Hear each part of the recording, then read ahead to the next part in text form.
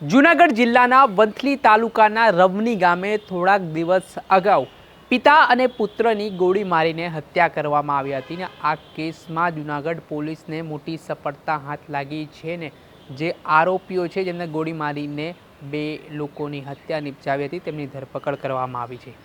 ક્યાંના આરોપી છે, શું સમગ્ર મામલો હતો તે વિશે વાત કરીશું આ વિડીયોમાં. વૈષ્ણવજન તો તેને કહીએ જે પીડ પરાઈ જાનાને રે. નમસ્કાર દર્શક મિત્રો, નવોદય ન્યૂઝમાં આપનું સ્વાગત છે. હું છું ફૈઝાન. જૂનાગઢ જિલ્લાના વંથલી તાલુકામાં થોડાક દિવસ અગાઉ કાયદા વ્યવસ્થાની સ્થિતિ કથળે તે પ્રકારની ઘટના સામે આવી હતી, જેમાં રાત્રિ દરમિયાન પિતા અને પુત્રની ગોળી મારીને હત્યા કરી દેવામાં આવી હતી. તેમાં ચકચારી કેસ થોડાક સમય અગાઉનું છે. જૂનાગઢમાં સલીમ સાંધ નામના વ્યક્તિની હત્યા કરવામાં આવી હતી. ત્યારથી આ સમગ્ર મામલો સિલસિલો છે તેની શરૂઆત થાય છે, જેમાં રફીક સાંધ અને જીહાલ સાંધ નામના જે વ્યક્તિઓ હતા, જે મૃતક છે, તેમની ગોળી મારીને હત્યા કરી દેવામાં આવી હતી. તેમના પર સલીમ સાંધની બાતમી આપવાનો આરોપ હતો અને શંકા હતી. આના આધારે સલીમ સાંધના જે પરિવારજનો હતા તેમના દ્વારા આ સમગ્ર બાબતની દાજ રાખીને જ્યારે રફીક સાંધ અને જીહાલ સાંધ વંથલી તાલુકાના રવની ગામે તેના કાકાની વાડીમાં સૂવા માટે જઈ રહ્યા હતા. આ દરમિયાન કેટલાક લોકો વાડી ખાતે રાત્રિ દરમિયાન ધસી આવ્યા હતા અને તેમણે બંદૂક સાથે ફાયરિંગો કરી. આ ફાયરિંગમાં જીહાલ સાંધ અને તેના પિતા રફીક સાંધને ગોળી વાગી જવાથી તેમનું ઘટના સ્થળે જ મોત નીપજ્યું હતું. આ સમગ્ર ઘટના સામે આવતાની સાથે જ વંથલી પોલીસ સ્ટેશનનો કાફલો ઘટના સ્થળે દોડી આવ્યો હતો ને આ મામલાને લઈને તપાસ શરૂ કરી હતી, જેમાં જે ગોળી મારીને ફરાર થનાર આરોપીઓ છે, જેમાં રહીમ ખુરી અને હુસેન અલ્લા રખા સાંધ, તેઓ છે ગુજરાત છોડીને અન્ય રાજ્યમાં ભાગી ગયા હતા. જેમાં હ્યુમન ઇન્ટેલિજન્સ અને ટેકનિકલ એનાલિસિસના આધારે જૂનાગઢ એલસીબીની ટીમ અને સ્થાનિક પોલીસે તપાસ શરૂ કરતા આ જે બંને આરોપીઓ છે તે જયપુરની એક હોટલમાં હોવાનું સામે આવ્યું હતું. આ પ્રકારના જે બાતમી અને સમાચાર મળતાની સાથે જ જૂનાગઢ એલસીબીની ટીમ છે તે જયપુર ગઈ હતી ને હોટલમાંથી આ બંનેને દબોચી પાડ્યા હતા.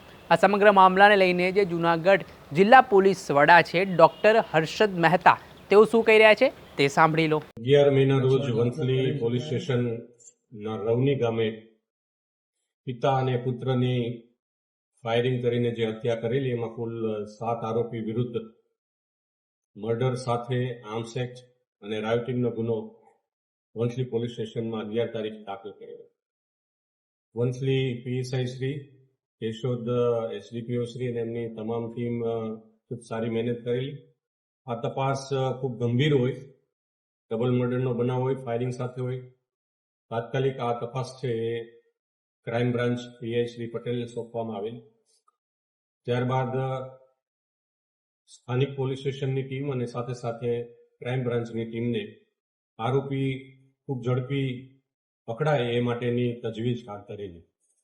અલગ અલગ ટીમો સ્થાનિક અને જિલ્લા બહાર અને રાજ્ય બહાર આરોપીઓની શોધખોળ કરવા માટે અલગ અલગ ટેકનિકલ સર્વેલન્સથી માંડી અને અન્ય આરોપીને પકડવા માટેની તમામ યુક્તિ પ્રવૃત્તિઓ હાથ ધરેલી.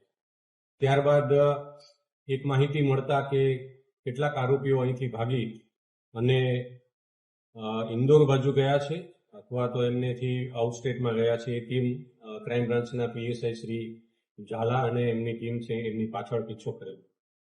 હકીકત મળતા છેલ્લે એ લોકોને જયપુરની એક હોટલથી મુખ્ય જે 2 આરોપીઓ છે એ આરોપી પૈકી એક રહીમ ઉર્ફે ખુરી અને બીજો હુસેન અલ્લા રખા સાંડ, આ બંને આરોપીઓને જયપુરની એક હોટલમાંથી એલસીબી પીએસઆઈ શ્રી ઝાલાની એમની ટીમે છે એમને પકડેલ.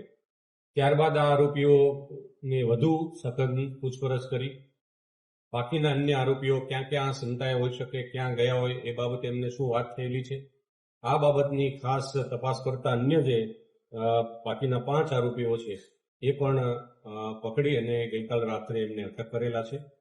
એમને આ જે આરોપીઓ છે એમાં ખાસ કરીને આજે જયપુર 2 જે આરોપીઓ પકડાણા એમના ઇતિહાસમાં એવું જોવા મળેલું છે કે અહીંથી આ 5 આરોપીઓ સાથે પહેલેથી સંકળાયેલા હતા.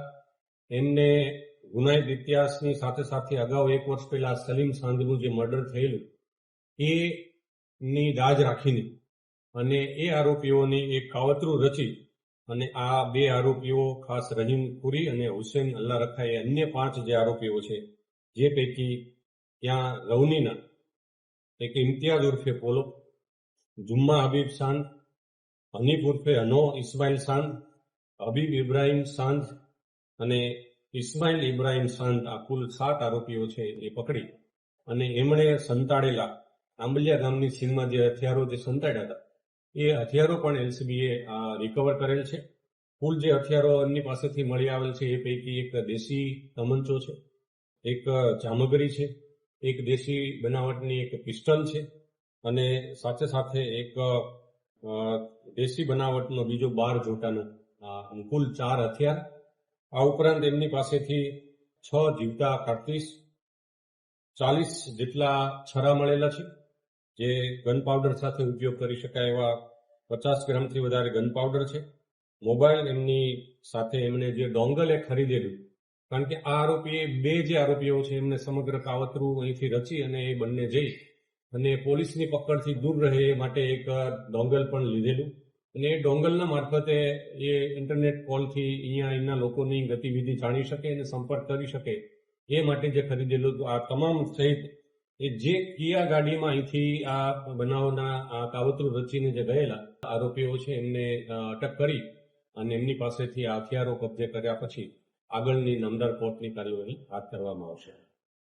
જે લતીફ સલીમનો આરોપી છે એ પેરોલ જમ થયેલાની હકીકત સાચી છે, પણ આ લોકોને કારણ હાલ એમને કોઈ એટેક કરે કે એ પ્રકારની એમની જે અદાવત હતી એમાં આ લતીફની સાથે આ હાલ જે મરણ જનાર પિતા અને પુત્ર બંને એ લતીફ સાથે એમને આગળના સલીમના મર્ડર વખતે સાથે હતા સહારોપી તરીકે, એટલે એક વેર વૃત્તિના કારણે આ બંને પિતા પુત્રને હાલ મારવાનું પ્રાથમિક તપાસમાં મળેલું છે.